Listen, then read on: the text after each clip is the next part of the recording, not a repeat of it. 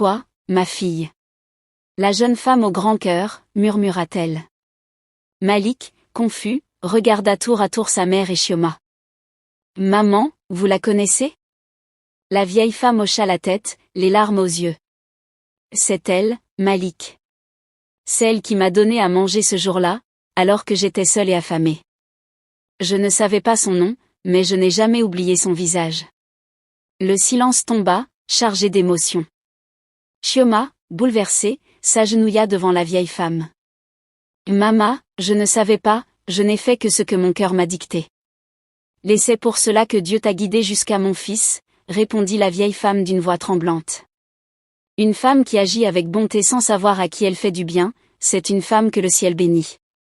Malik prit la main de Chioma, profondément ému. Ce jour-là, les regards se croisèrent, les cœurs se reconnurent, et un lien bien plus fort que le hasard se tissa. Le soir venu, sous la lumière des lampes à huile, la vieille femme bénit leur union future. Mon fils, tu as choisi une femme qui a déjà prouvé son amour sans mots, sans promesses.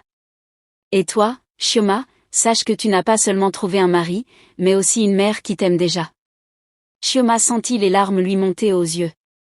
Ce qu'elle croyait être un simple geste de compassion était devenu le pont vers son destin. Ainsi, dans le silence du soir, entourée de chants lointains et du bruissement des arbres, elle comprit que parfois, le bien que l'on sème revient toujours sous la forme d'un miracle. Le lendemain de leur rencontre bouleversante, le village entier semblait baigné dans une lumière différente. Le soleil s'était levé doucement, caressant les toits de chaume et les champs humides de rosée. Chioma se réveilla avec le cœur encore troublé. Les événements de la veille tournaient dans sa tête comme un rêve, elle avait nourri, sans le savoir, la mère de l'homme qu'elle aimait. Ce destin, tissé avec une précision presque divine, la remplissait d'humilité. Assise sous le manguier de la cour, elle regardait les feuilles frémir doucement dans la brise. La vieille femme Mama Zénab, comme Malik l'avait appelée, sortit de la maison lentement, appuyée sur sa canne. Chioma se leva aussitôt et courut vers elle pour lui offrir son bras. Non, ma fille, laisse-moi marcher seule un peu, dit la vieille femme avec un sourire. Astérisque, il faut que mes jambes se souviennent encore de la terre. Elles s'assirent côte à côte à l'ombre. Un long silence s'installa, rempli de respect et de douceur. Puis Mama Zénab prit la parole, d'une voix calme mais chargée de souvenirs. Tu sais, Chioma, ce jour où tu m'as nourrie, j'avais perdu l'espoir. Mes enfants étaient loin, et les gens du village m'évitaient. Tu es apparue comme une lumière, sans rien demander, sans peur. Ce geste, je l'ai porté dans mon cœur chaque jour. Elle marqua une pause, puis ajouta. Quand Malik m'a parlé d'une jeune femme qui avait su toucher son âme, je ne savais pas que c'était toi. Mais Dieu, lui, savait déjà. Chioma baissa la tête, les yeux humides. Mama, je n'ai fait que suivre ce que ma mère m'a toujours appris, fais le bien sans attendre le retour, car Dieu ne dort jamais. Mama Zénab sourit. Ta mère t'a bien élevée. Et maintenant, tu es devenue ma fille aussi. Elle posa doucement sa main sur celle de Chioma. Ce geste simple valait plus que 1000 mots.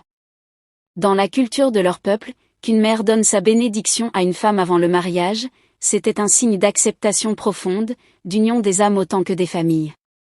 Quelques jours plus tard, Malik organisa une petite rencontre entre les deux familles. Sa mère, malgré sa faiblesse, insista pour que cela se fasse dans la cour familiale, sous le grand arbre ancestral, symbole de continuité et de bénédiction. Le village se mit à murmurer. Tout le monde parlait de la jeune femme au cœur pur qui avait conquis le fils de Mama Zénab, et surtout, le cœur de la vieille femme elle-même. Ce soir-là, la cour s'illumina de lanternes en argile. Les femmes avaient préparé du riz jollof parfumé, du plantain grillé et du poisson séché. Les hommes s'étaient assis en cercle, parlant avec sagesse, tandis que les tambours résonnaient au loin. Quand Chioma entra vêtue d'un pagne ivoire et or, le silence se fit. Elle n'était pas riche, mais sa grâce imposait le respect. Malik, vêtu d'un boubou traditionnel bleu foncé, la rejoignit avec un regard tendre.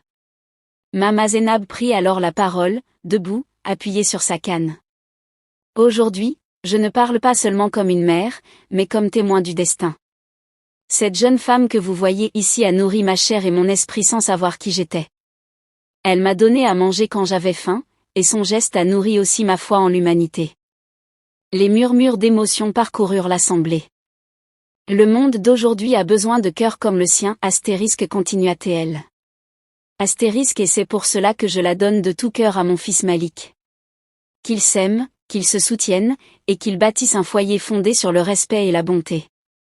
Les femmes du village applaudirent, les hommes hochèrent la tête avec approbation. Chioma, les larmes aux yeux, s'agenouilla devant la vieille femme et toucha ses pieds en signe d'honneur. Merci, Mama. Vous avez toujours eu mon respect, mais à présent, vous avez aussi mon amour. Mama Zainab posa sa main sur sa tête et murmura une prière en langue igbo. Shukwi Gozi Gei, que Dieu te bénisse, ma fille. Les semaines suivantes furent remplies de préparatifs. Le mariage traditionnel approchait, et tout le village vibrait d'impatience. Les femmes tissaient les pagnes, les jeunes répétaient les danses, et les anciens préparaient les bénédictions. Chioma et Malik, quant à eux, passaient leur journée à aider les familles, main dans la main, le cœur léger. Un soir, alors qu'ils étaient assis au bord de la rivière, Malik lui dit doucement. « Tu sais, quand je t'ai rencontré, je croyais au hasard. Maintenant, je crois au destin. Tu es la preuve vivante que Dieu écrit nos chemins avant même qu'on apprenne à marcher. » Chioma sourit. Les moi, je crois que l'amour commence souvent par un simple acte de bonté. Ils restèrent là, silencieux, regardant le reflet de la lune sur l'eau. Leurs mains se serrèrent. Deux âmes, unies par un geste oublié du passé, désormais liées pour la vie. Le jour du mariage arriva enfin. Le village entier était en fête. Les tambours battaient, les chants s'élevaient, et les femmes dansaient en cercle autour des mariés. Chioma portait un pagne rouge et or, symbole de force et de joie, tandis que Malik arborait fièrement un boubou blanc, couleur de pureté. Quand Mama Zainab entra dans la cour, soutenue par deux femmes, un profond silence tomba. Elle leva les mains au ciel et prononça d'une voix vibrante. Je rends grâce à Dieu, car il a transformé la faim en abondance, la solitude en famille, et la bonté en amour éternel. Puis elle s'adressa directement à Chioma et Malik. Souvenez-vous toujours de ce jour. L'amour n'est pas seulement dans les mots ou dans les promesses. Il se trouve dans les gestes simples, dans la compassion silencieuse, dans la main tendue à celui qui n'a rien. Des larmes roulèrent sur les joues de Chioma. Elle se souvint de ce jour, sous le vieux manguier, où elle avait partagé un simple repas. Elle comprit que ce geste, aussi petit fut-il, avait été la clé d'un destin immense. La cérémonie se termina dans la joie. Les tambours résonnèrent jusqu'à la nuit, et les étoiles scintillèrent comme pour bénir l'union. Sous le grand arbre, Mama Zainab regardait les deux jeunes danser, leur rire se mêlant au chant. Elle murmura à voix basse. Oui, le bien revient toujours. Parfois lentement, mais toujours au bon moment. Et tandis que la brise emportait ses paroles, le village tout entier semblait en paix. Car chacun avait compris la leçon que la vie venait d'offrir à travers eux.